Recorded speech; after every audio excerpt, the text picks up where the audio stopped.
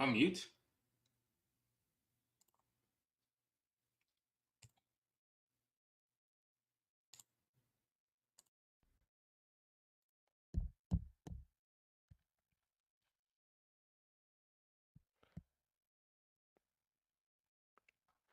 Testing, testing. One, two, three. I think my mic got. Let me make sure this actually is working. This mic. Testing, testing, testing. Is thing on? I think it is. All right, guys. Well, let me know in the chat if you can hear me because the audio may be messed up right now. So let's see. Can you hear me in the chat? What the? Let's mute this. Let's bring that down. Okay. Don't you just love audio situations? Oh, thanks. Great. Okay. Start from the beginning. We are ready to go. All right. So today at exposing the IWC, we will be exposing the IWC like always. Today I'm talking about Nia Jax. Is the hate she receives, is it warranted or not? I'm gonna be talking about Joshi stands and how weird they are at sometimes. Not all of them, just some of them. And I'm also gonna be talking about the top 5 free agents in the women's wrestling. So that'll be fun. And I'm gonna talk about whatever you guys want to talk about later at the end of the stream. So, but yeah, those are the 3 topics: Nia Jax, Joshi stands, and the top 5 free agents in women's wrestling. How you guys going? Picture quality is actually better this time. Well, thank you, thank you. I don't know what I did, but I'm glad it's better. Because last time it was, I think I'm working some stuff out. Okay, I don't know how. I I don't know what I'm doing sometimes, but I'm working it out. We'll see. We'll see how it goes. All right. So I'm going to be talking about good old Nia Jax here in a second. I'm gonna let some people come on in. I think Nia wasn't. If Nia wasn't Nia, the hate she gets wouldn't be so bad. If she wasn't Nia, I'm becoming uncomfortable with the hate she gets, but we'll talk about it here in a second. So let's just go ahead and get started on good old Nia Jax here. So she's currently feuding with Becky Lynch, and I would say that I have very much enjoyed this feud. It's good. Becky's a good storyteller. Nia Jax brings a element to the women's division that's different than other people can bring. Her presence, her size, it just works well to have someone like her in the division. So I've been enjoying it, but others have not. And when you ask them why, a lot of it stemmed from stuff that happened in the past. Now, look, I'm not here to tell you that Nia Jax has been perfect. I'm not here to tell you that she's been soft on her opponents in the ring. But Nia Jax has done well since returning. She doesn't deserve all this hate, and I'm becoming a little uncomfortable with it. Whatever happened between her and her colleagues is her business. Whether they reconciled or made up is their business. She doesn't have to answer for what happened in the past. She was fired. They brought her back. She should be judged on what she's done since she's returned, not on who she punched or what she said back in the day. And if you watch what she's done here in the WWE since she returned, she hasn't hurt anyone. It's been good work. Her mic skills have been fine. She's delivering good one-liners. She is something the division needed, and she's delivering. And people can't seem to just say that. They have to continue to hate and criticize her. I see even people who are like big figures in the IWC. They're like saying she's bringing nothing to the feud, and it's all Becky. Becky's carrying the whole feud, and she's just there. And I don't think that's fair. We need to give people credit where credit is due. I don't think it takes that much effort to say that Nia Jax is performing well, and she's doing what she needs to do. What she needs to do. She's giving these women different type of feuds, different type of opponents, and we'll see where this goes. I think it's going to be a good match here at day one. I think Nia Jax should win it, And the storytelling works. I've enjoyed the story way more than I've enjoyed any of the other stories in the women's division on Raw. This is the A story. Uh, I like her work. I'm not complaining, and you shouldn't either. Not, you shouldn't either. Not Nia gets hate because she broke Becky's nose, but the thing is here, I hear you, but Becky Lynch is on record as saying that Nia Jax helped her. She loves the fact that she broke her nose. She said that was a big moment in her career. That comes from Becky's mouth herself. So why are people holding that against her? Oh, because she missed out on the match? Because she had to step out? She had a concussion? So Charlotte Flair had to step in? Is that why they hate her? This is 2023. Get over it. Becky's over it. Becky's working with Nia. Becky says that that moment helped her career. Get over it. Becky should win. I disagree. I disagree. Neki. Nia is a credible heel that the division needed, but I fear she has a lot to go away. She has a lot of go away heat. Um, I think it's undeserved at this point. The woman has come in and she's made the Raw women's division more interesting than it was before.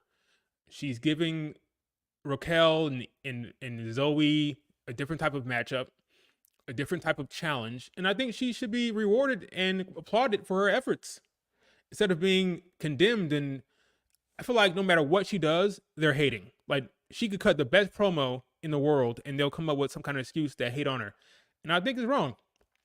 Give this woman her flowers. Let her stay in the moment and judge what she's doing today and not what she did in the past. Simple as that.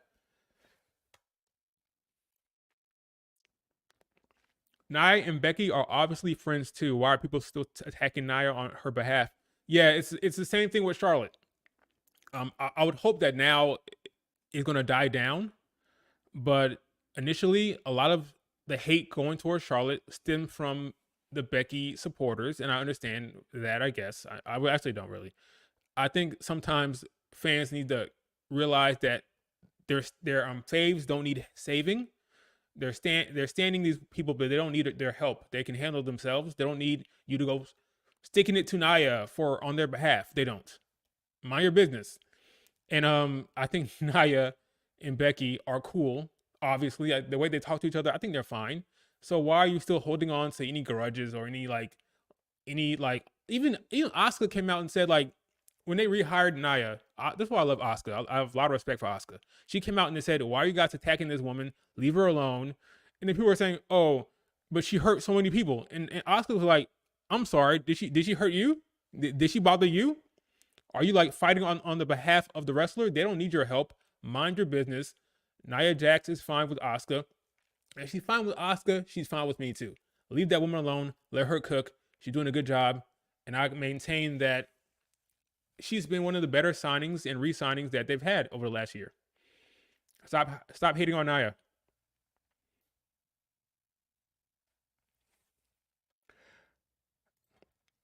I still think his best beats Becky at day one. I think Becky should lose, for sure. I think Becky should lose because I think that tells the best story. If Becky goes out there and beats Nia the first go around with this whole build, I don't think it would work. Because then what do? Then you go into Rumble with Nia losing to Becky, and then what? Nia eliminates Becky Lynch, and then Becky Lynch. I mean, I guess that could work. If Becky beats Nia at day one, then Nia eliminates Becky at Royal Rumble. Then Nia and Becky both go into Elimination Chamber,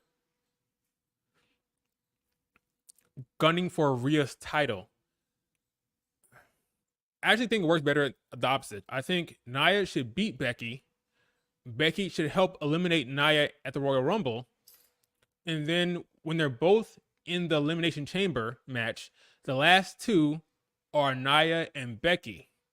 And then Becky pins Nia to win the Elimination Chamber as the conquering moment. And that sets her up to face Rhea Ripley. Bang, I did it. Triple H, there you go. You don't need to send me a check. Becky pins Nia in Elimination Chamber match, but Becky loses to Nia at day one. There you go. I solved it. Or a DQ could happen at day one for sure. I can see that. It feels like Triple H has been going away from the DQ finishes.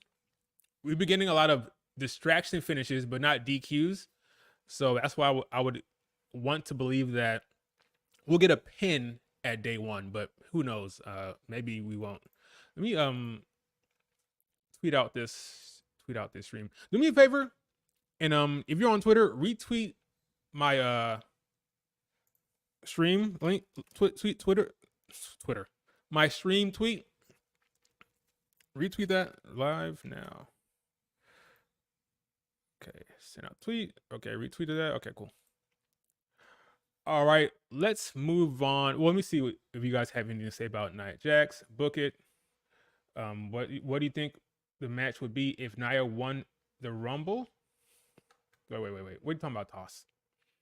What do you think the match would be if Nia won the Royal Rumble? Nia Jax is not winning the Royal Rumble, but if she were to win the Royal Rumble, it would be Nia Jax versus Bianca. Yeah, because you're not going to book Nia versus Io. So if Nia Jax were to win the Rumble, it would mean that Bianca beat Io at the Royal Rumble. So Bianca wasn't even in the Royal Rumble. If Bianca wins the Royal, if Bianca beats Io at the Royal Rumble, then it's possible that a heel could win the Royal Rumble and then face Bianca. So if you wanted Bianca versus Nia Jax for whatever reason, Bianca beats Io at the Rumble, and Nia Jax wins the Royal Rumble, and that sets up Becky Lynch to win the Elimination Chamber and face Rhea, because Becky Lynch has never been in the Elimination Chamber match, so that'll be something new for her career as it's dying down. I think Becky wants to keep doing things she hasn't done. Like she went to go win the NXT title for the first time. She competed against Trish Stratus in a cage match, and that was Trish Stratus's first cage match. So I think she's gonna want to keep doing stuff she hasn't done before. And because Becky has never been in the Elimination Chamber match, Becky's gonna do that this year and face Rhea, which means the winner of the Royal Rumble has to face Io, or if something crazy happens, Bianca, if she beats Io at the Rumble. Bianca is not taking Io's title. Bayley will be doing that. Very possible. I mean, only Triple H knows, but I agree with you. I think that's very plausible that Io will face Bayley. I don't know for sure. Maybe you do, but Triple H knows for sure. But yes, that's my assumption. I think it's going to be Bayley versus Io. But like I said before, like I said yesterday in Twitter, and then Twitter went crazy when I said that if they book Bianca versus Io at the Rumble, Bianca is going to win, I think. If they avoid that, and they say, and Bianca comes out, let's say after day one, next SmackDown, Bianca comes out there and says, I'm officially entering the Royal Rumble. Bianca's doing that to get away from the Io match, which leads to Io being champion into the Mania. If they book Bianca versus Io at the Royal Rumble, one-on-one, you're going to have a hard time convincing me that they're going to book Bianca to lose that match. Bianca lost to Io via cash-in at SummerSlam. Bianca lost to Io at Crown Jewel via interference. She got the visual pin on Io, and she still lost because Bayley interfered, and then Kyrie came in. What are you going to do to have your top babyface star lose again? What is Triple H going to do to have her lose again, take another pin, and have it make sense for Bianca going forward?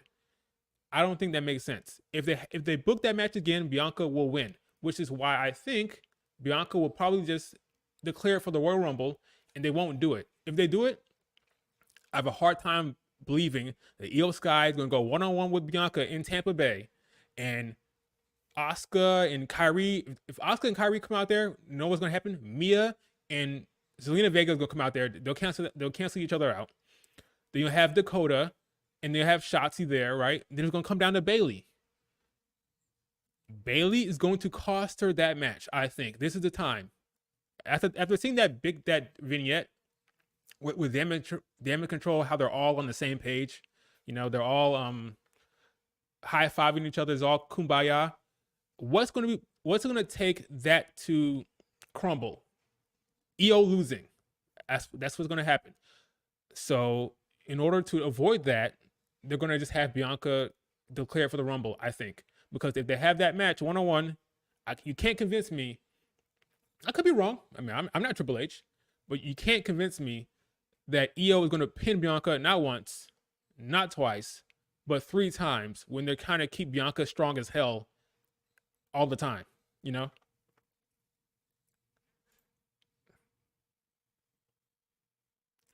Bianca enters Rumble where Jay throws her out. No way in hell. I would be annoyed if they did that booking. That vignette feels like a curse. For Bayley, it did. It felt like a curse for Bayley for sure. But it did kind of feel like a bad omen, right? Like, we're gonna do this. You're gonna do that, and I'm gonna do this, and it's all gonna be great. Really? It's all gonna be great? Yeah, we'll see.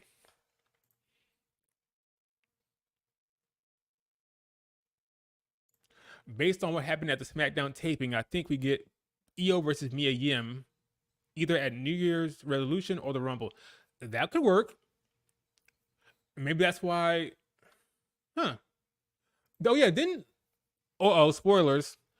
If you guys don't want to hear spoilers for SmackDown, I won't say anything. I won't say anything. I won't say anything. I say nothing. I say nothing. I say nothing. I say nothing. Yeah, but anyway, Nia Jax, she gets too much crap. I love the reaction Becky gave here when Nia Jax said that when she mentioned her daughter. They're doing good work. I'm enjoying this feud. Stop complaining about the feud. Stop complaining about Nia Jax. She's doing good shit. And yeah, it's possible we get Mia Yim versus Io Sky. But as far as Nia Jax, she's doing great. Love her. Keep doing a good job, Nia. Don't let them keep you down. We're enjoying your work. And yeah, I don't have no issues with Nia. Okay, so this next topic is going to be kind of so moving on to the next topic. So this one's going to be a little weird because I'm not quite sure how to tackle this one without sounding like I'm coming after Asuka fans and EO fans and Kyrie fans, because I'm really not. I'm not really talking about everyone who likes Asuka, everyone who likes EO, or everyone who likes Julia or anything like that. I'm talking about a specific subsection of Joshi stands. Okay, there's a section within a section within a section of people online who support Japanese female wrestlers who are very annoying and borderline despicable in some ways, honestly. So I'm trying to tackle this subject in a way that makes sense. It doesn't sound like I'm like going after the entire fan base of people who like certain wrestlers, okay? As you guys may know, I like Bianca Belair. Obviously, like if you follow my Twitter account, you know I like Bianca Belair. And because I like Bianca, she's been feuding. Well, let me say it like this. Because I like Bianca, I have been subjected to certain feuds because they're feuding with Bianca. And I've been more in tuned to this side of the IWC because of Bianca feuds. For example, Bianca has been feuding with Asuka for a while now, for the beginning of the year. Through that time, from the moment Asuka won the Elimination Chamber to the Mania match, there was dialogue between Bianca fans and Asuka fans. And then Bianca went on to start feuding with Io. She had that backlash match, that great backlash match in Puerto Rico, right? She then went on to get beat by Io and feud with Damage Control. And now with 3 Joshis in Damage Control, Kyrie, Io, and Asuka, I'm very much in tune with what's happening and the dialogue within the IWC. Okay, so let's say that.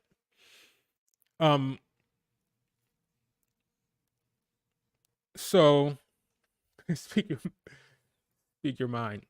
I will. I'm trying to.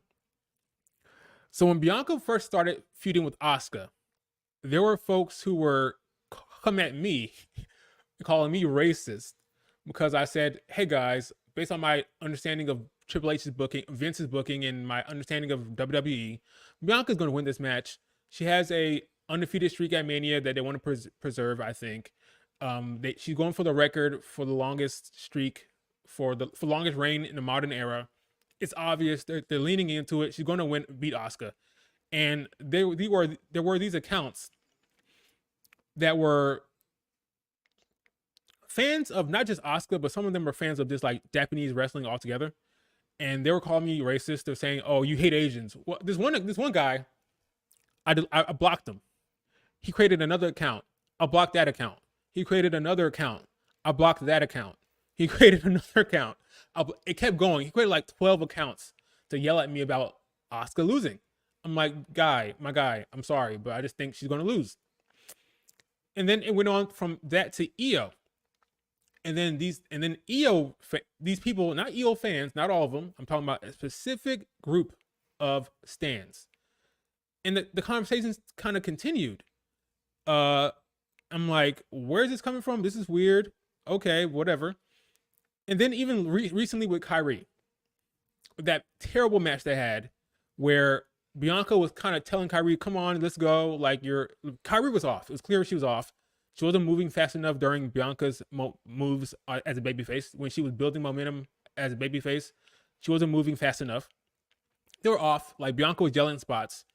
And these Joshi stands, like a certain, not all of them, just certain ones. I'm trying to be careful here. Certain stands, all right? The dialogue was just weird. And I just don't understand where that,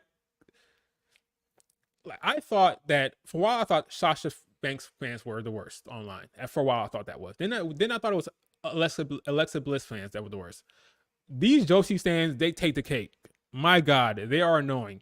And even now, when it comes to like the talk about certain Joshis coming over to the WWE, the dialogue is very much toxic, it's very much annoying. Oh, they're going to be treated wrong, or they're going to get fed to Bianca, or they're going to be fed to Charlotte Flair, and it's just multiple layers of it. And I don't really know. I don't know if that's your experience online or just me. Maybe just me.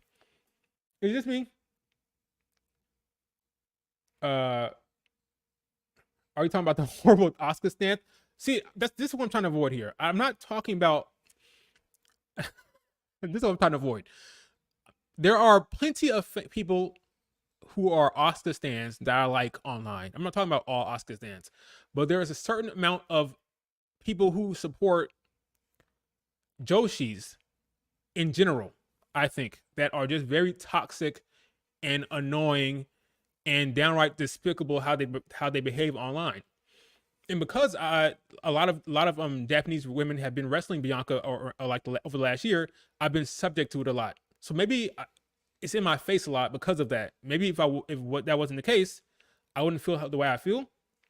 But right now, I'm just really jaded when it comes to some of these people online and how they behave and how they talk about these other wrestlers who are matched up against their favorite Joshis.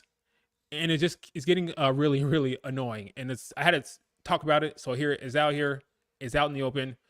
Then that's that. And it kind of stems to also the conversation around Julia and how Triple H wants Julia. If you don't know who Julia is, she's a very talented wrestler in Stardom. Looks like a star. She's cutting English promos now. And there's this conversation about her coming over to WWE.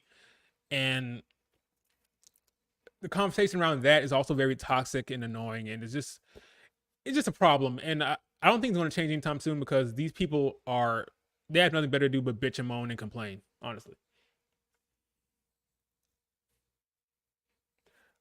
They're very annoying. I mean, there's no getting around with it. And it's not going to continue anytime soon, especially if Bianca beats Io. Oh boy, if they book, even when I put out that tweet about it's possible if Bianca is booked against Io that Bianca will win because I don't think Triple H wants to have Bianca get pinned 3 times. Oh, some of these people, and you click on it, you look at their banner, it's all Joshi wrestlers. So like, okay, I see what this is. Whenever a Joshi wrestler is getting criticized, or not even criticized, whenever the talk of them losing, they just go on the attack and they're very aggressive. I'm like, this at the end of the day, this is wrestling. It shouldn't be that serious. But some of these stands, man, I have to block them and they create another account and I block them and they create another account and I block that account. They have like 12 accounts dedicated to defending their favorite Joshis. And I'm like, I don't understand. It couldn't be me. It just couldn't be me. Maybe that's what it is. Oscar fans are a bit of an exception though. There are a few crazies that are very annoying, but Oscar fans aren't even Joshi stands. I agree with that. Oscar, yes, Oscar has outgrown that fan base. I agree with that. That's why I was trying to be careful. Um, uh, Oscar, she has her own fans. Like there's like Joshi stands, and then there's Joshi stands who are Oscar stands, and there's like a big group of people who are just dedicated to Oscar. So it's a little different. So I agree with that for sure. I agree with that for sure. All right, I don't want to spend too much time talking about. See, I didn't have any tweets or images prepared to talk about these Joshi stands, but I just wanted to get that off out of the way. Um, okay. Do you think they will do Bianca? Do you think they will do Bianca at the Rumble? Think they do Mia versus Io? I don't think they will do Bianca versus Io. I think they'll avoid that because I don't think they want to put the belts on Bianca right now. If they do Bianca versus Io, Bianca's going to win, which is why I think Bianca is not going to do that. I think she's just going to declare for the Rumble, and they'll do Io versus Mia potentially. I actually like that for Mia Yim. Gives her a spotlight. It gives her a big match to wrestle in because she's been sitting on the sidelines for a while in catering. So it'd be good to have Mia Yim have that spot against Io. I would like that for her. She's obviously going to lose. And if that is the match, then we know. If Mia Yim is facing Io, then we know that that Io is going to Rumble. That Io is going to the Mania as champion. If they book that match, Io will be champion going into the WrestleMania, and that's going to be huge for Io. A lot of people thought, I thought Io would last about 100 days. She's going all the way to Mania. That's crazy. That's crazy. All right, let's talk about the next topic. This is going to be quick and sweet. We're talking because within the IWC, this is a recent topic about MJF. So let me just talk about MJF real quick. This won't be too long. I know most of you guys are not here to talk about MJF anyway. All right, so in a recent interview, Maxwell Jacob Friedman said that he is actually a free agent in 2024, and he has not signed a contract with AEW. And the bidding of 2024 is very much out in the open and very much here as a part of the narrative within the IWC. This is bullshit, obviously. If you believe that MJF has not signed a contract, then I have some snake oil I'd like to sell you. This man is under contract with AEW. It's obvious. He hasn't said anything about the whole bidding war of 2024 because it's obvious. Well, because he's a babyface, because that's kind of a heel gimmick. That whole, where am I going to go? Am I going to go to AEW? I'm going to go to WWE. That's a heel thing. He's now a babyface, so he's been avoiding it. But even so, this man is not going to the WWE. He has signed a contract extension. Don't let them fool you. The IWC will try to entertain this bullshit, but it's over. He is signed. Tony Khan would have to be the biggest dumbass in the history of professional wrestling to have this man have this current title reign, and not have him under contract in 2024. How many weeks do we have? It's the 20th. He's making me believe that he's going to become a free agent. If they talk about that here in a couple of weeks, it's all complete storyline. Complete storyline. MJF has signed an extension. He's going to be with AEW for the next 4 years. They can make it into a storyline if they want, but he's not fooling anyone. They're not fooling anyone. It's over. He is under contract. So just to get that out of the way. MJF ain't even all that. He's a low grade talent in my opinion, but I digress. He is very good on the mic, and he's a solid in-ring wrestler. And he gets people talking. He's captivating, and because of that, he's always going to have people coming after him, no matter what the promotion is. He's very talented on the mic, that I can say, and he's good at working the crowd. I think he's a talented performer. He's not no freaking He's not Daniel. He's not great in the ring, but he's good enough with that mic skills that he's gonna be a superstar wherever he goes. He's a star for sure. But I hear you saying. He was saying. Did you see that picture of MJF with that guy with that "I stand with Israel" pinned? I did not. I did not see that. No, he's leaving. Babyface MJF not the same like heel. Um, what do you mean? I think he's fine. I think heel MJF is best MJF for sure. But it has been refreshing to see this babyface side of him because I know he could always do it, but now he's showcasing that, and now he's showing both levels. He's showing the WWE, hey, look, I can be a top heel that everybody loves to hate. I can become a top babyface that everybody loves to cheer. I'm a multifaceted, I'm a talented in-ring performer. Come give me all the money when it's time. But right now, he's not a free agent. If they tell you that he is, it's bullshit. Don't fall for the IWC nonsense. He is not a free agent. He has signed. I don't care what they say. Okay. Now, 2024, next topic, which is free agency with the women. 2024 will be a big year for the women's wrestling in terms of free agency. We have a lot of moving parts, a lot of women who have opportunities to move on from their current situations. And according to Sean Ropsap, this is going to be the biggest year for free agency. So I figured, you know what? Is he full of shit or is he not? So I went and looked up my top 5 free agents in women's wrestling. And I have gone through it and I've decided, okay, where do I think they're going to land? And if it is something that makes sense for them to stay or not. So number five is number five of the top 5 is Camille.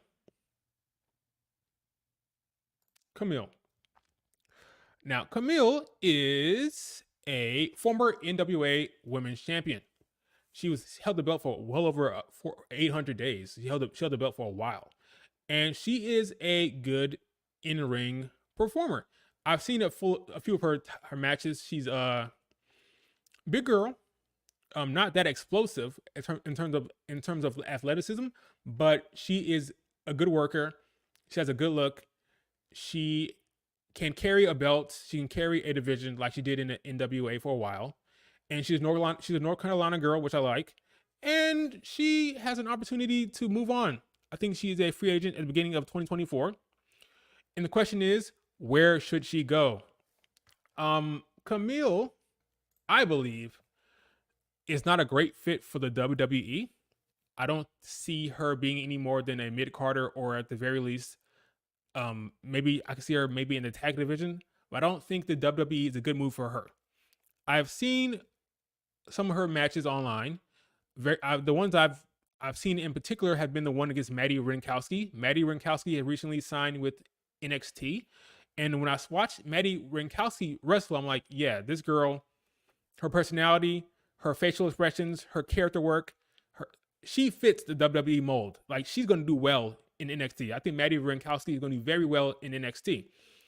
Camille, not so much. I think Camille, she should go to TNA. That's where I have her going. TNA. I think she's going to walk into TNA and be a main eventer.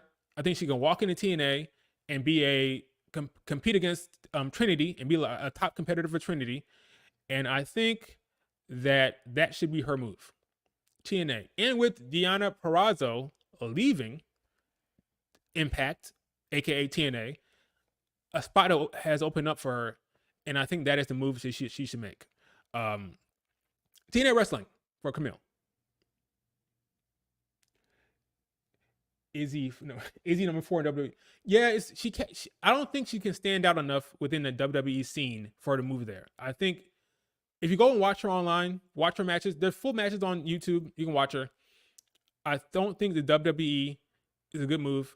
I think TNA is the move for her. She stepped right into the title scene, and she'll compete against Trinity and all those girls. And I think that's where she should go. Now, number 4 is Deonna Purrazzo. Now, I just mentioned her a second ago because I had her leaving Impact to make room for Camille. Deonna Purrazzo, she killed it in Impact. She's a main eventer. She walked right into the main event scene in Impact, and now it's time for her to move on. She recently did an interview with Sean Rapsat, where she talked about her future. She talked about where she wanted to go, and she talked about mending fences and like kind of like she talked a lot about her future and where she wants to go. I think she's going to WWE. That's where I think she's going. I think she is going to have a hell of a career there. You already have Chelsea Green, her good friend. If you decide between Chelsea Green and Britt Baker, her two good friends are Chelsea Green and Britt Baker. Britt Baker is in AEW, and she's complaining about her promo time. And Chelsea Green is in WWE, and she's getting a lot of time, a lot of character work, and a lot of screen time. So I think she should move on to WWE and join up with her friend and have good storytelling and have good moments on screen together.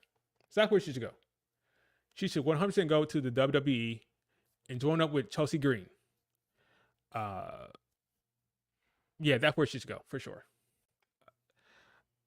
Nowhere else will make any sense. She's already conquered Impact. Where else should she go? It has to be WWE. It sounds to me like she's already talked to Triple H. She said that this time she had an Impact allowed her to have conversations with people she never thought she'd talked to before again. So that sounds to me like she's already talked to Triple H, and she said that she's wanted. So that sounds good. I think it's over. Clear cut, WWE. I'll be shocked if she went anywhere else. New Japan, maybe. What about AEW? See, I'm avoiding talking about AEW in general, if you noticed, because I think people who go to AEW, especially women, they head to a black hole and an abyss that they can't get out of. And with the current state of AEW, because Tony Khan doesn't care about women's wrestling, I'm getting a sense that it wouldn't make much sense for her to go there at all. Britt Baker, her good friend Britt Baker, one of her best friends, is complaining about not having promo time in the ring. So you have that dynamic. She have your one friend in AEW complaining about time. You have your other friend in WWE enjoying her TV time and enjoying her character work. Why would you go to AEW? I don't see it. The way she made it sound in that interview when she talked to Sean Rapsap, it sounded like she was talking to people that she once talked to, and she talked about how time heals all wounds. If you ask me, she's going to the WWE, and that's number 4 on the list. New Japan, possible, but I think WWE is where she belongs. I think that's where she needs to go, because her first run was so bad in the WWE. I think she needs this as part of her career to say, okay, NXT didn't work, but now I'm going to WWE to handle that situation, you know? That's what I think is going to happen. There are people knocking on the door. So if Maintenance knocks on the door, I may have to stop this stream for a second, but we'll see. If Maintenance comes, I will stop the stream for a second and I'll come back. But I don't know yet. We'll see. Yeah, Maintenance knocking on the door. Let's move on to the next one. Let's talk about Becky Lynch. Number 3 on the list is Becky Lynch. This is going to be short. Becky Lynch is staying at WWE. Moving on. No, I'm joking. She already said recently in an interview that WWE where she wants to go, where she wants to stay. That's her home. She has her husband there. Seth Rollins cut a promo recently saying that the WWE is his home. So why would she leave? It makes no sense. Becky Lynch is a WWE lifer, and I believe that is where she's going to stay. I don't see any reason why she should leave the WWE. This is where she's going to continue her career. If she does leave, it'll be because she is going to Hollywood. If she decides to start acting more, then I can see her taking that step. But she's not going to Impact or AEW or New Japan. Who are we kidding? She's WWE lifer. This is where she's going to be. No point of even like discussing or entertaining anything else is all bullshit. She's going to just stay here in the WWE. Okay, so that's that. Okay, let's move on. Okay, they're definitely going to knock on the door in a second. I'm sure. Maintenance is going to knock on the door. I'm going to pause this stream, and they can. I'm gonna let them do what they need to do, and I'm gonna come back. But they're definitely going to stop here in a second. I just know it. Okay, I'm giving you guys a heads up that maintenance is going to come in here and say something. I just know it. Yep.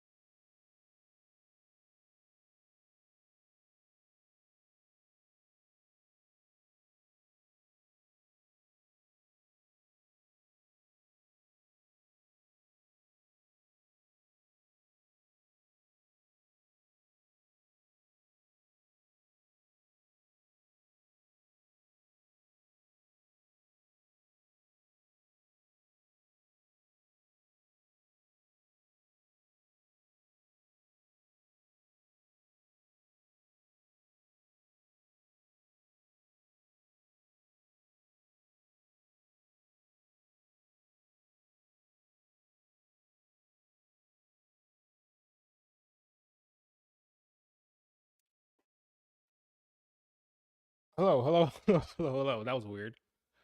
Um, I'm back. Let me unmute. So was I muted just now? Was I muted the whole time or not? Are in a college dorm? No, I am in an apartment. I know I own my own apartment, but they are doing a maintenance sweep. Um, you can see. Let me go widescreen. This is my apartment. TV. You know, stuff over there. Yeah. No, this is apartment, not a. I wish I was that young. I'm not. I'm not that young. Graduated from college a long time ago. Okay, let's get back to what was I talking about? Oh yeah, Becky Lynch. She's going nowhere. Let me sure. So now I'm self-conscious. Is everything good? You guys hear me? Hear me? It was muted. All right, cool. All right. Yeah, so Becky Lynch, she's going nowhere. All right, let's move on to next one. All right, now this is gonna be interesting. Julia. All right, let's talk this woman by the name of Julia. Let's talk Julia. Okay, Julia is a New Japan, is in Stardom. She's a Stardom queen. She's a she's a champion over there, strong champion right now for the women's division. And I really, really, really want this woman to go to WWE. Why? Not so much that I need to see Julia in the WWE. I just want these Joshi stands to be so mad and so upset that this queen is headed to WWE. Oh, it'd be so sweet. So sweet. Oh my God.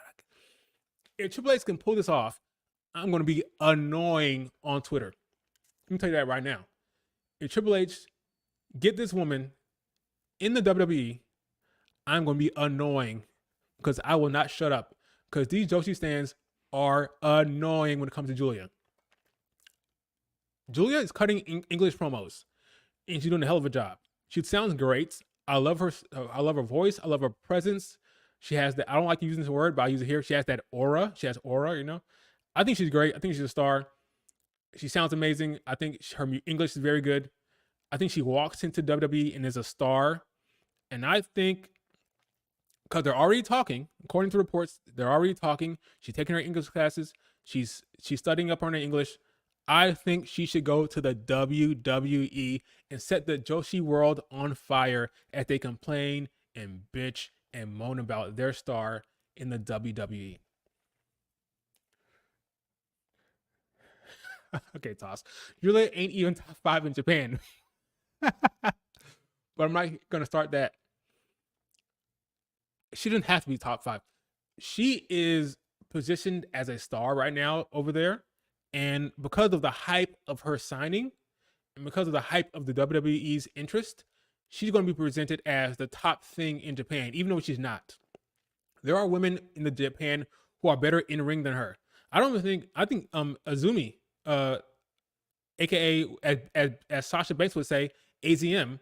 I think Azumi is better in the ring than her, but it doesn't matter. She has that star power. She has the it factor. She sounds good on the mic in English. She is the person that I think they should sign, and the Joshi stands can go crazy. I don't care. I have Julia headed to the WWE and making people cry.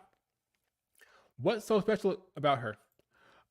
She has a good look. She has a good look. She's good in the ring, and she has star power. That's really what it is. She's very much she looks like a massive star. She does. And because of that, and because of her in-ring work, she has crossover appeal. And once I heard that English promo she cut, I'm like, oh, she's gonna be massive if she makes the move. I think they're gonna present her as a star. I think when she comes over, she'll have a winning streak. She won't lose, and they will position her like the next. Let me not say that, because I would say that people in the stream are gonna get mad, so I won't say that. They're gonna position her like the next Joshi star from overseas that can't be beat. She's gonna have a long winning streak, and I don't think people who are afraid that they will treat her wrong, I don't think they need to worry. From what I'm hearing, Triple H is going out of his way to show everyone that foreign talent can succeed in the WWE, and I think because of that reason, he's going to go over and beyond to present her as a massive star who can't be beat, especially if they go to NXT. She'll head to NXT, and she'll have a run like no other. And I think it'll be appropriate. And then she'll move up to the main roster. I think she'll spend like a year down in Orlando, getting used to the WWE, getting used to American culture. You don't need somebody coming over for the first time and start doing a lot of traveling. That doesn't make much sense. They're going to bring her in.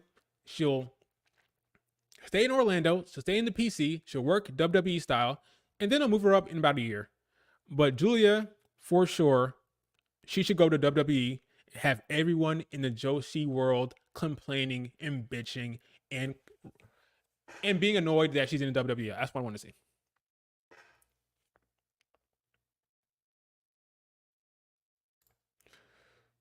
Julia in the WWE is fine, but she shouldn't be treated bigger than Becky, Binky, Charlotte, Bayley, Asuka, Jade. She won't.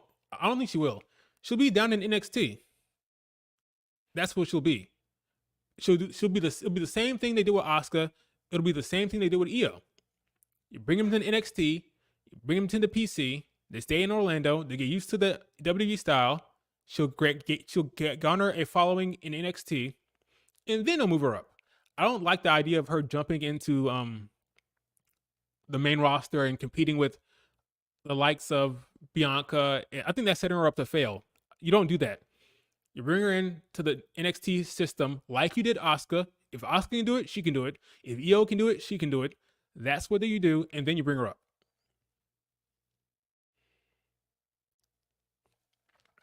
This is the type of comment I get from the Joshi stance. No, Charlotte and Bianca Belair are going to bury her. Stay away from the WWE. This is the kind of stuff I hear from the Joshi stance. First of all,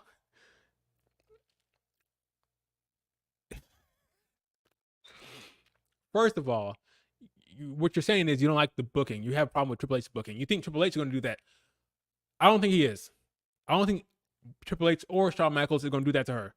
They're going to get the word from Shawn Michaels is going to get the word from Triple H that treat her like a star, and she will be treated like a star. You don't have to worry about Bianca or Charlotte bearing Julia. Okay, Julia will have her run in NXT first, and then she'll move up. And then what happens happens. Like this whole, oh my gosh, this conversation about being buried because they lose a match. You don't get buried from Tiffany Stratton. Tiffany Stratton is the hottest thing in NXT in terms of potential. She's the one that they're pushing forward as the top talent that will move up. Tiffany Stratton is taking L after L after L in NXT. She's not winning any matches. She lost to freaking Fallon Henley last night. She lost to Fallon Henley last night.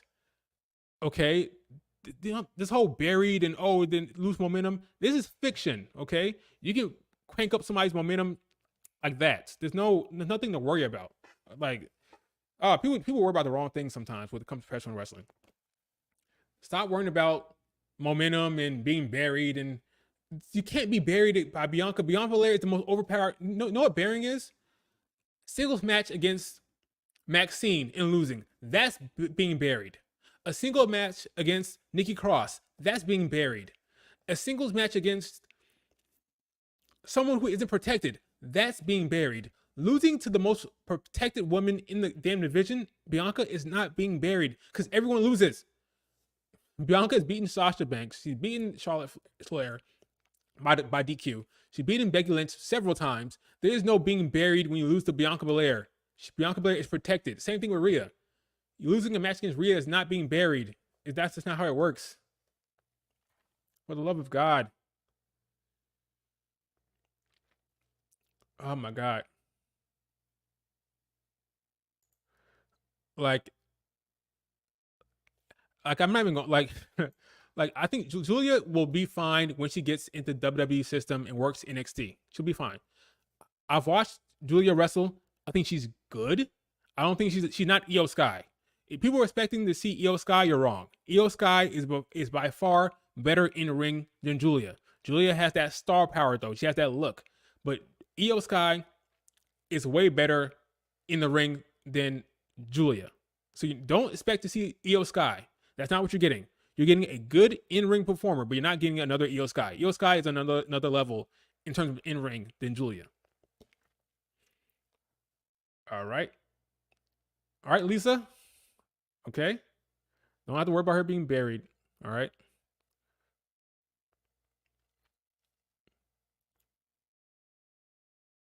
Stand deserve respect. Okay. People don't get buried anymore. Buried was a form of punishment. You piss someone off and you go out there and get embarrassed. Right. Losing a competitive match against a top performer is not being buried. Okay. It's not. But I want to see Julia in the WWE so the Joshi stands can get all upset. And for number one, who do you guys think is the number one free agent in women's wrestling in 2024? Hard one, I know, right? It's a really difficult one to come up with. Number one is good old Mercedes Moné. All right. So, spoiler, right? This shocker, right? She's number one. Mercedes Moné has a few options. She can stay in Japan, or not stay. Well, I say stay, I mean resign, because right now she's out of contract. She can sign a new contract with New Japan and finish some stuff that she didn't get to do. Maybe work some AEW dates, like some Forbidden Door dates. Maybe wrestle Julia, wrestle some other women that she didn't get a chance to wrestle. She can go to the WWE, meet up with the people that she loves. She loves Triple H. She loves William Regal. She loves Bayley. She loves a lot of people over there. There's unfinished business. She never wanted to leave the WWE to begin with, right? Or she could go to AEW, which would be a colossal mistake, as I explained in the last video I uploaded about Sasha Banks before. I think she should go to WWE. That's where she belongs. That's where she belongs. She's a top star. She sees herself as a top star. She once compared herself to Vince McMahon. So that's the level she thinks she's on. So she should go to the WWE. And I don't think TNA makes much sense for her. I think she should just go to the WWE and stop. Yeah, that's where she should go. I'll leave it at that. That's where she should go.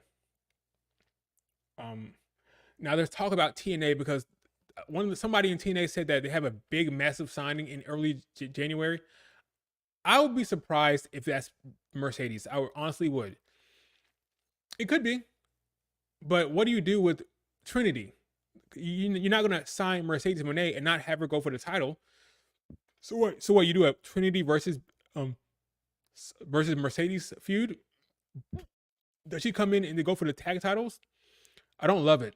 I think she should go to WWE and insert herself into the damage control storyline. That where she belongs, and that's it. TNA couldn't afford her anyways. According to Sean Rossap, the contract that she wants is ridiculous.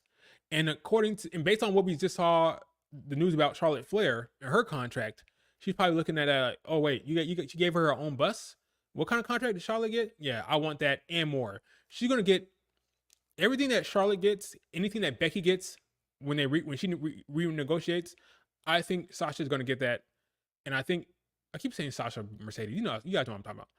I think Mercedes is gonna get that deal, and I think they're gonna make her very rich and they're gonna take care of her on the next deal, and I think she's gonna resign with the WWE.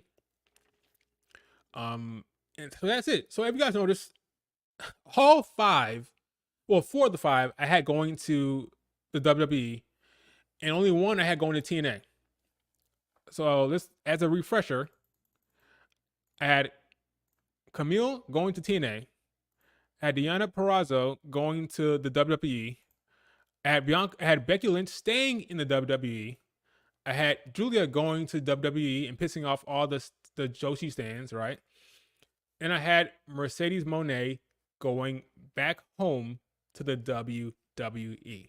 Now, some of you might say, "Hey, why not AEW? What's going on with that?" Well, the problem is Tony Khan does not care about women's wrestling, so I will never recommend anyone. Well, that's not true. When Maria May, that's her name, right? The girl who's now shadowing Tony Storm, Maria May. Is that what her name is? She was wrestling in Stardom, but now she's in AEW. I thought that move made sense for her because I didn't believe that the WWE were looking for her, and because the WWE weren't interested, I didn't think they were. I thought that the only move she could make if she wanted to move back home to USA would have been that move to AEW, and I thought she fits a different mold that they don't necessarily have. Her look, there's no one that actually stands out like her in that regard. So I thought that AEW move made sense for Maria, but not for the WWE, not for Impact. So that I agree with. Yeah, you go to AEW. But beyond that, I'm not recommending any woman head over to AEW until Tony Khan can prove that he gives a damn. So until then, it's gonna be TNA, it's gonna be the WWE, it's gonna be Japan, like New Japan, but it's not gonna be AEW until Tony Khan shows that he gives a damn. All right. So that was my top 5. And in that respect, so we already been going for an hour. So I'm going to turn this over to you guys. The topics I had before, I'm going to leave that off. We talked about Nia Jax. We talked about Joshi stands. We talked about MGF. And we talked about the top 5 in the women's division that are free agents. So now I'm going to turn it over to you guys. So what do you guys want to talk about before I end this stream? How will Jade do in the WWE? I think she'll do fine once she learns how to wrestle. That's her biggest stopgap. Once she learns how to wrestle properly and get all that bad AEW training out of her system, I think she'll be fine. She looks amazing. She's an athlete. She can move. She's explosive. She just needs to learn how to work.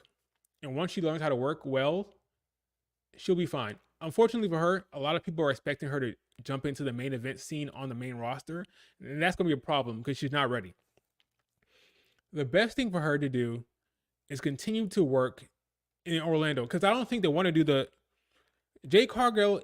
Her presence is too big for NXT. That's a problem. If it wasn't for that, you could send her to NXT, have her work Tiffany Stratton, have her work um Roxanne, have her work these women and grow her in ring prowess that way. But the problem is she's above NXT the way they brought her in the way in her way the way they presented her in her look. She's above NXT, so she has to go to the main roster. But she's not ready for that. So what do? You keep her off TV, have her work. I would have her work the house shows. That's what I would do. Have Jade Cargill go on the road, work the house shows, work the shows, even the NXT shows. Let her get those reps in, and then bring her up to the main roster in a big way. But I don't think NXT is a proper location for her. She's just too big for that. You can't have her out there wrestling Fallon Henley, have wrestling JC Jane, and it just doesn't make sense. She's too. They made too much of a big deal of her. She's too big of a big deal now. She's too big of a big deal. So she has to go to the main roster, unfortunately for her.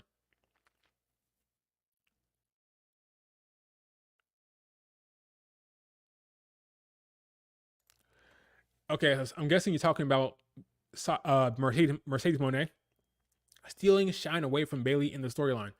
I disagree. What's that ringing?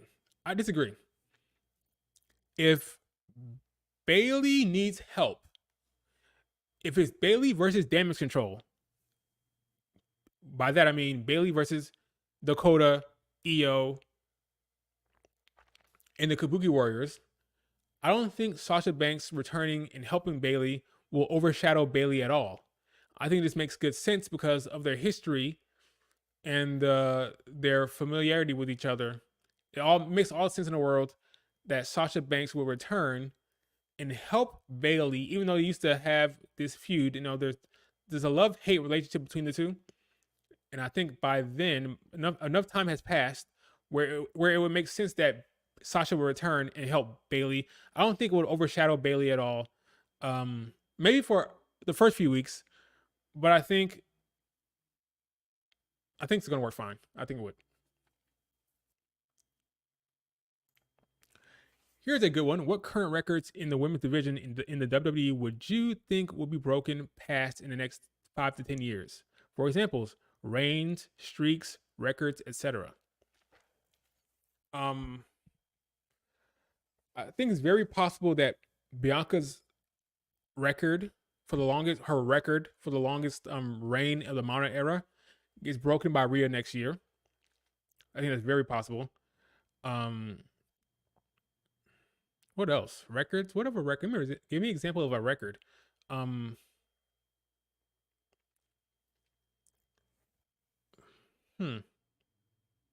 Besides Bianca's longest reigning modern era number, I don't think I can think of. Like, what else would be?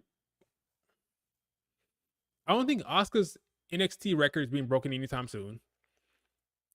I don't think anyone's gonna catch up to Charlotte Flair anytime soon. Maybe Bayley's record, because right now Bayley has Bayley's record get broken. Bayley's SmackDown record is with the Rhea's title, the lineage with the World Women's Championship. So she'll pass Bayley's record for sure. But Rhea will pass Bayley's record. But besides that, I don't know.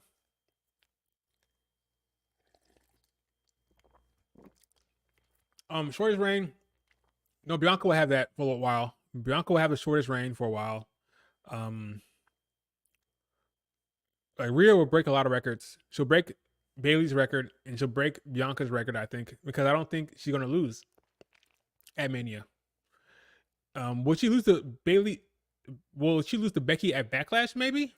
I don't know. Backlash is in France, right? Yeah, Backlash is in France, right? So if they do Rhea versus Becky at Backlash in France, do I think Becky could win? Sure. I don't know where that would put her in terms of Bianca's record. I think it'll be close, maybe. I don't know. I have to look into that. Why does Bianca and Charlotte get so much hate online but get so much cheers in ring? Oh, I can answer this question. This is a good question. Um, the internet is not real life. It'll never be real life. The IWC is not real life, and it will never be real life. Most people who watch the WWE, they wake up, they go to work, they come home, they put the kids to bed, they watch on Netflix, they watch a little WWE, and they go to bed. Okay, they're not online bitching about creative. They're not online bitching about booking. They're not online complaining about this person going over, complaining about Reigns, and they're not complaining online. The vast majority of folks who are WWE fans, they are not online. So they go to the crowds, they go to the shows, they bring their families, they cheer the baby faces, they love Bianca, they love Charlotte. Every time I see a house show on YouTube, Charlotte gets huge cheers. Bianca gets huge cheers. And then you go online, you think these people are hated. But you gotta realize, people like me who are online, they're miserable. People online are miserable. Not all people, I'm joking, obviously, right? But a lot of people bitch about creative online, and the people who are going to the shows do not care about that. They have lives, they're not online bitching. So, because online is not real life, you have that disparity. You know, you have that situation where it seems like everyone hates a certain person online, but when you go to a show, you think, wait a minute. I thought we all put the boo Charlotte. Boo, right? No.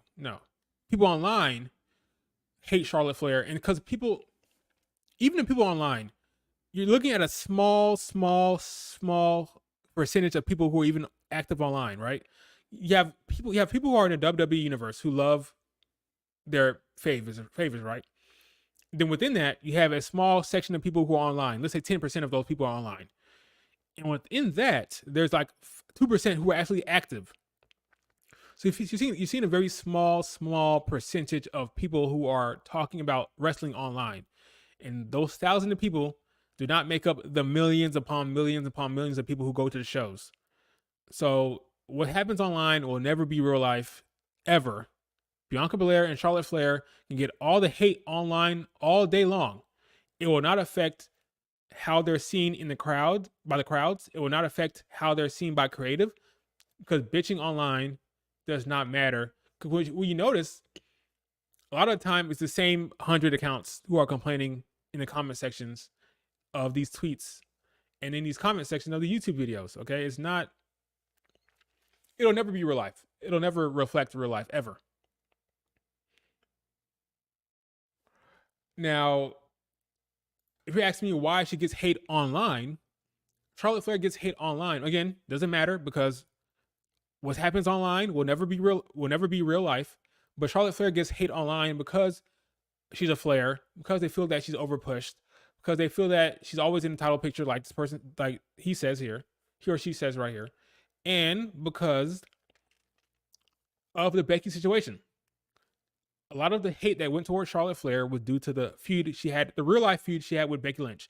Now that is over, you'll see less hate, but again, people still have a programming in their head that think that Charlotte Flair gets too many opportunities. So that's why she gets hated online by a small segment of the WWE universe.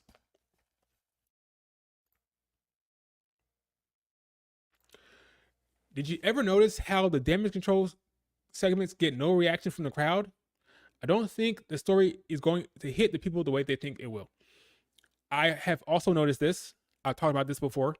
Io Sky does not get any type of reaction in the crowd, right? She doesn't get much of a reaction from the crowd. And neither does Damage Control, really. But they are invested in the story. They're invested in the story to a certain extent, because you see the crowd reacting to certain things that are happening to Bayley.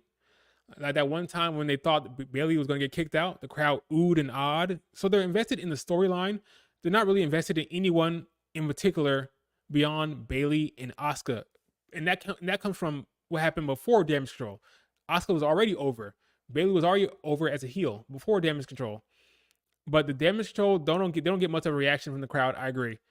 And that's not going to change, unfortunately, especially for Io, until Io goes babyface. Because right now, heel Io is not cutting it in terms of the American crowd reaction. Io's gonna have to turn babyface before she ever gets like cheered to a level of a Bianca or Charlotte. She's gonna have to turn babyface and go solo and just go all out in the ring because she doesn't have the mic skills to carry the character work. So it's gonna have to be a more physical performance that's gonna get her over with the crowd. And I've been saying that for a while. Io, people thought when Io went to Puerto Rico that was going to carry over. And I told folks the second she steps into SmackDown again, it's going to be crickets. And then sure enough, the first time she stepped in front of a SmackDown crowd, it was crickets again because she's not the character is not over. The Io Sky character is not over. Damage Control is somewhat getting there, like the story arc, but the characters within Damage Control on its own is not getting over with the crowd.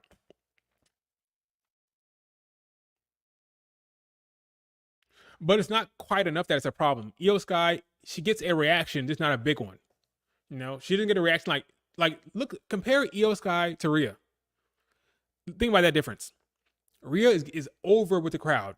Io Sky is not. That's the best way I can put it.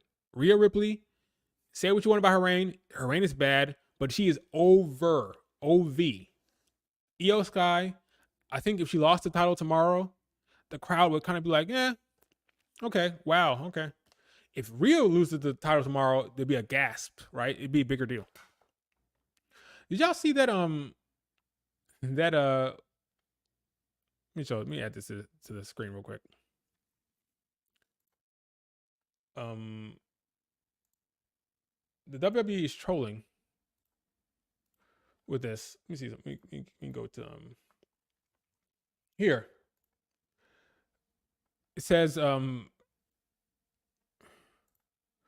is the WWE's greatest champion of 2023? And they have pictures of 3 individuals who get so much shit online for how bad their reigns are. Thought it was hilarious.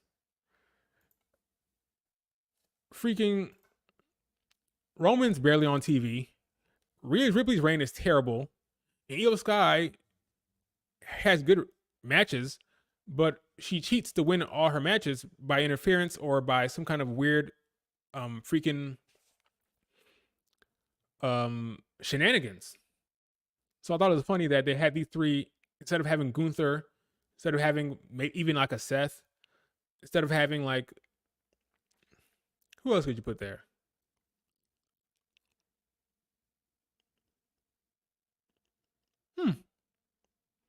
Gunther had a good run. Seth is having an okay run. I'm actually tired of Seth's run right now. I want Seth Rollins to drop that belt, but he would make sense. But yeah, Io of the 3, Io has the best reign, I would say. But yeah, Gunther should be there for sure. I don't know what they're doing with this thumbnail. It's like bringing about criticism. Let me scroll real quick. Let me see what it says. This thumbnail image. Let's see what else. Let's see what else people are saying here. Gunther and Rollins, I agree. Wrath Rollins. Remove Roman from the list. Here we have an Io stan here. Very popular Io stan account. Let's see. Gunther, Seth, and Gunther and Io. I guess you had to put 3. That would be the 3, right? Seth, Gunther, Io. That would be the 3. You had to put 3. Gunther and Rollins. Gunther, Tribal Chief. Gunther. Yeah, Gunther wins, basically. It's going to be Gunther.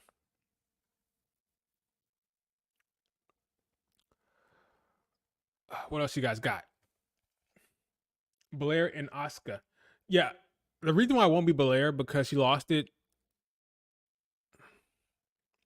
Bianca's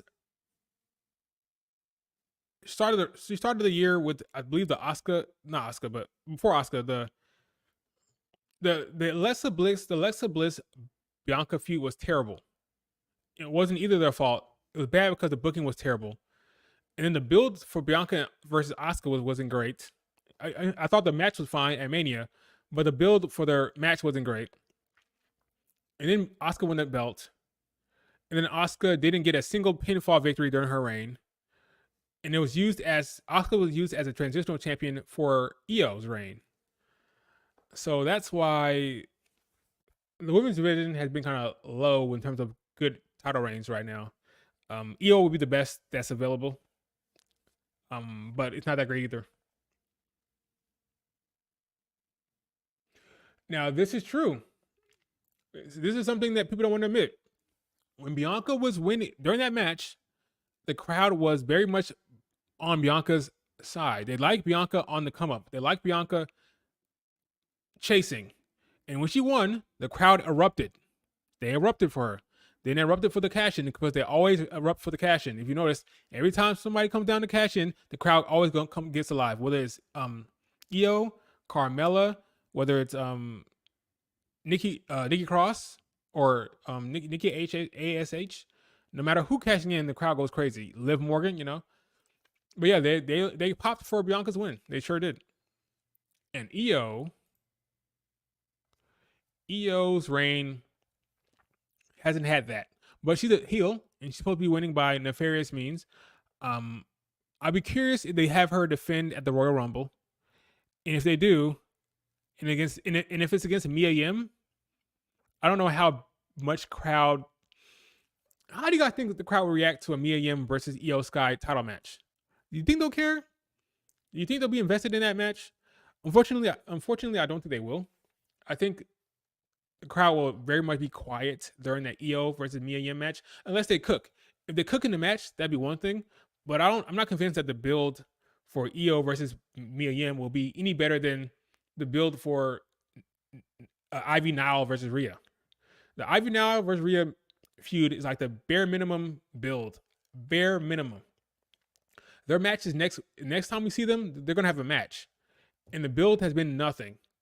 Absolutely nothing. No build whatsoever for Ivy Nile and Rhea.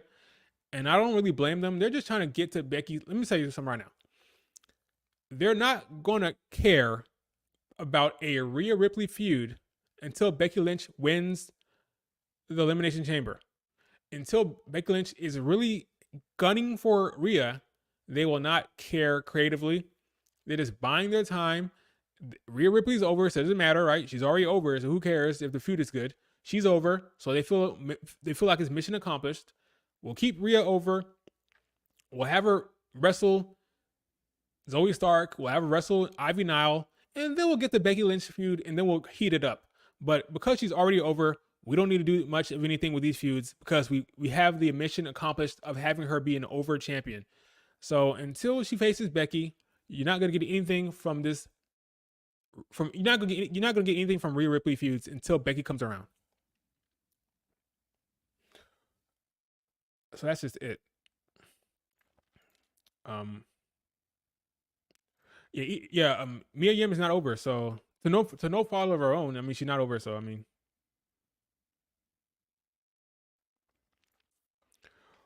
what they did with Bianca is the same they did with Rhea. Rhea booking with the title has been awful. Creative can't book women when they win titled. Bianca's booking at the end of her reign was bad.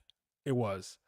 Rhea Ripley's booking has also been bad. When they're not invested in the story, you can tell. They weren't invested in Bianca versus Asuka. They weren't invested in Bianca versus Alexa Bliss. They were kind of invested in the Damage Control storyline with Bayley. We got the ladder match. We got the last woman standing match. They were invested somewhat, but post post War Games last year, they checked out of Bianca's feuds, and they're kind of checked out with Rhea feuds as well. But they've been checked out of Rhea's feuds since she won the damn title. They kind of cared about the Raquel feud. We'll see if they care about Liv Morgan. If Liv Morgan comes back, we'll see if Liv Morgan gets a run at Rhea. We'll see if Liv Morgan gets a any type of a good storyline, because everybody online are convinced that they're convinced that Liv Morgan and Rhea have this great history. I disagree, but they think so.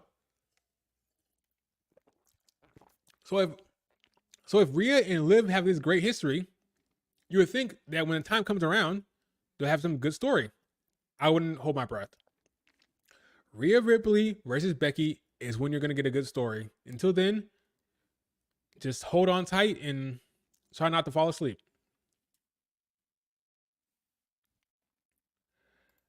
Can we talk about spoilers for this week? Um, I don't know. Let me know in this chat right now if you don't want to be spoiled for next week, because I don't want to spoil anyone if they care about the results of next week's SmackDown. By next week, I mean this week's SmackDown. Um, yeah, I don't want to spoil anyone, but there. I mean, we know for a fact. We already know that there's a 6-woman tag match. Is it 6 women or 8 women? It's an 8-woman tag match with Bianca, Mia Yim, Zelina Vega, and Shotzi versus Damage Control. And we already know the results. I already know what happens, but I don't want to spoil it.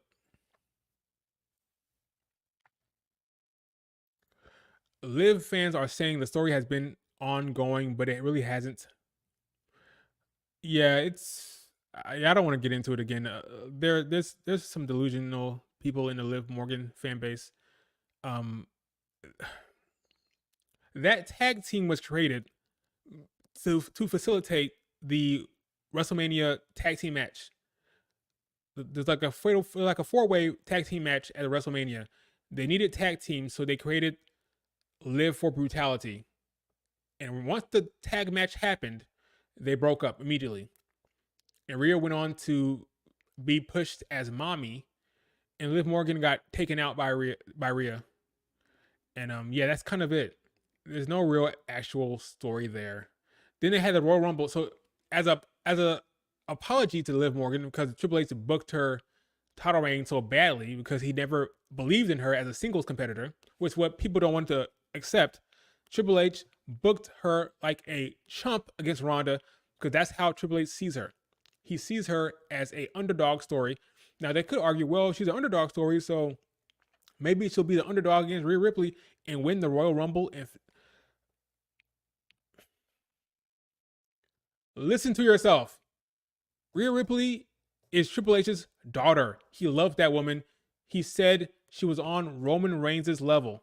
Do you think, based on what you saw in that Ronda feud, do you think he's gonna book Liv Morgan to beat her? Let's be serious. So no, it's just about, there's no actual story there that's with any real substance beyond Liv Morgan stands thinking there is one. Like the average WWE fan does not care about that story that they have cooking there. No spoilers though. See, no spoilers. No spoilers for SmackDown.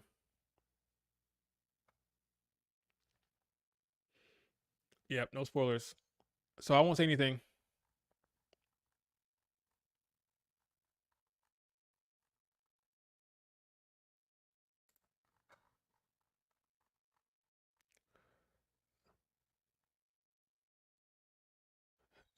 What do you mean? I don't see Oscar. People out here like so like. That's funny. Um, are you guys hyped for this? Are you hyped for day one? Rhea versus Night Ivy now? I could care less. I could care less, unfortunately. I could care less. Didn't Rhea lose twice to Bianca in the main roster or something? Um, Rhea and Bianca has never had a one-on-one match. Rhea lost to Bianca in the gauntlet match, but Rhea had already been wrestling for 40 minutes, so it wasn't really a fair one-on-one match. Bianca eliminated her in the Royal Rumble 2021, and Bianca pinned Rhea in Elimination Chamber. So Rhea Ripley has lost to Bianca in different ways, never a straight up one-on-one match, and Rhea Ripley has never beaten Bianca whatsoever on the main roster. So Bianca pinned her in Elimination Chamber. She pinned her in the Gauntlet match. She eliminated her at the Royal Rumble, and Rhea Ripley has never gotten a one up on Bianca on the main roster at all.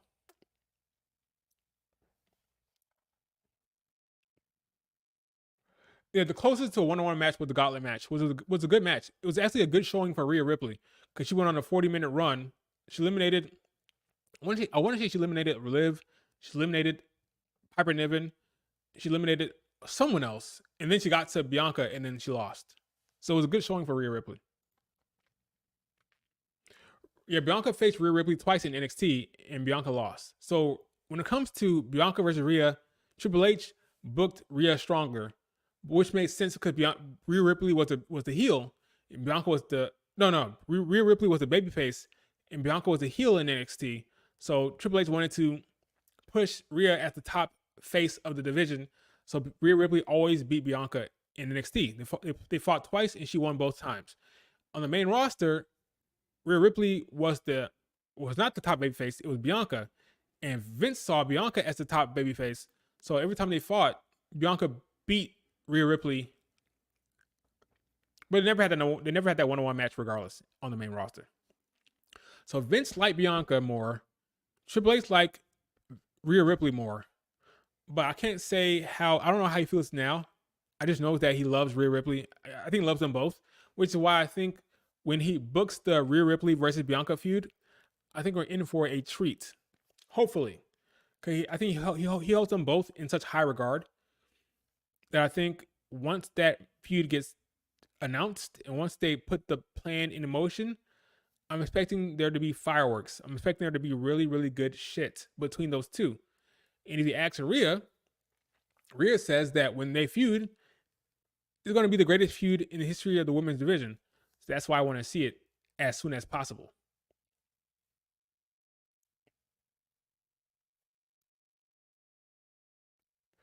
Yeah, Vince saw Bianca as the star. Vince saw her as the star. Triple H sees Rhea Ripley as the star. We'll see what happens when they cross paths. Because as much as people think that Triple H doesn't like Bianca as much as Rhea, I agree with that. But I think he loves Bianca enough and he's booked her strong enough that when that feud happens, it's going to be like a real equal one-on-one, equal booking kind of feud. I think Bianca will win will win the first match, then Rhea Ripley might win the next one, and then they'll have like a final rubber match in the end. Like I can see that feud going to a Hell in a Cell. Like I think the Rhea Ripley versus Bianca feud can end up in a Hell in a Cell match of some sort. That's kind of how I see that feud happening. Big time feud.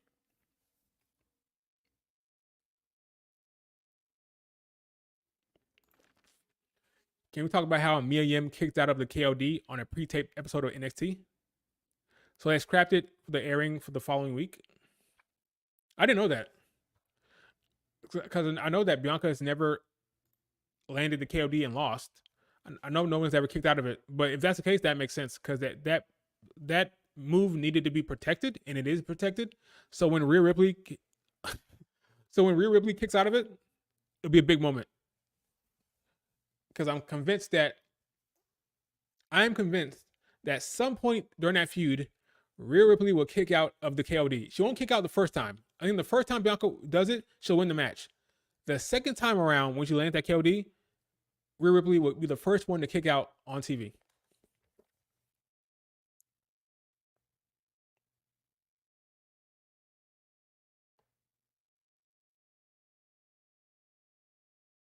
Oh, you're just lying. Yeah, that sounded off. Like, what? Since when did that happen? All right, folks. We've been streaming for an hour and 30 minutes. I'm gonna call it quits here. Thank you guys and gal for joining in. It's been a blast. Talked about a lot of stuff today. I'll probably stream again Friday or tomorrow. Depends. I'll create a thumbnail, and when you see it, make sure you have notifications on.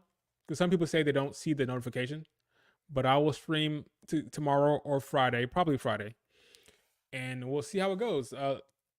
Feel free to tweet at me your takes, and hey, it might make the topic. It might make the list of topics I talk about, depending on how annoyed I am. So if you have a hot take, send it my way.